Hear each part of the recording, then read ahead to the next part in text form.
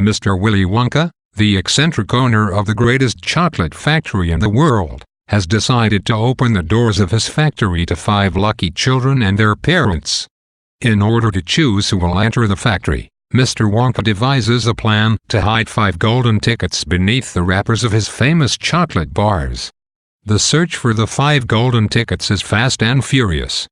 Augustus Gloop, a corpulent child whose only hobby is eating, unwraps the first ticket, for which his town throws him a parade.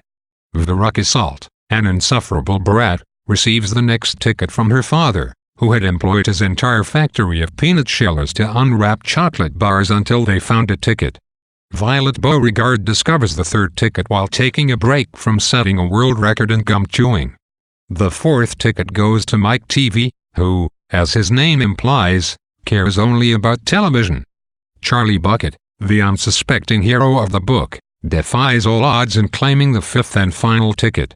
A poor but virtuous boy, Charlie lives in a tiny house with his parents, Mr. and Mrs. Bucket, and all 4 of his grandparents. His grandparents share the only bed in the house, located in the only bedroom, and Charlie and his parents sleep on mattresses on the floor. Charlie gets 3 sparse meals a day, which is hardly enough to nourish a growing boy. As a result, he is almost sickly thin. Once a year, on his birthday, Charlie gets 1 bar of Wonka chocolate, which he savors over many months. The Bucket family's circumstances become all the more dire when Mr. Bucket loses his job. But a tremendous stroke of luck befalls Charlie when he spots a raggedy dollar bill buried in the snow. He decides to use a little of the money to buy himself some chocolate before turning the rest over to his mother.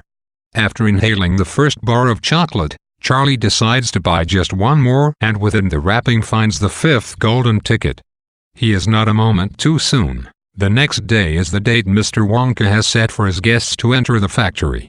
Neither Mr. nor Mrs. Bucket can accompany Charlie to the factory. Mr. Bucket must search for work to put food on the table, and Mrs. Bucket must care for the invalided grandparents. Magically, Charlie's oldest and most beloved grandparent, Grandpa Joe, springs out of bed for the first time in decades. Charlie's lucky find has transformed him into an energetic and almost childlike being. Grandpa Joe and Charlie set out on their adventure. In the factory, Charlie and Grandpa Joe marvel at the unbelievable sights, sounds, and especially smells of the factory. Whereas they are grateful toward and respectful of Mr. Wonka and his factory, the other 4 children succumb to their own character flaws. Accordingly, they are ejected from the factory in mysterious and painful fashions. Augustus Gloop falls into the hot chocolate river while attempting to drink it and is sucked up by one of the many pipes. Veruca Salt is determined to be a bad nut by not judging squirrels who throw her out with the trash. Violet Beauregarde impetuously grabs an experimental piece of gum and chews herself into a giant blueberry. She is consequently removed from the factory. With the hope of being on his beloved television, Mike Teavee shrinks himself, and his father has to carry him out in his breast pocket. During each child's fiasco, Mr. Wonka aligns the parents with his nonchalant reaction to the child's seeming demise.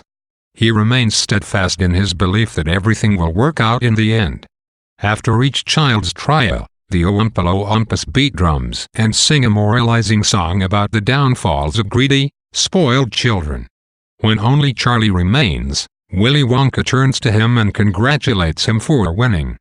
The entire day has been another contest, the prize for which is the entire chocolate factory, which Charlie has just won.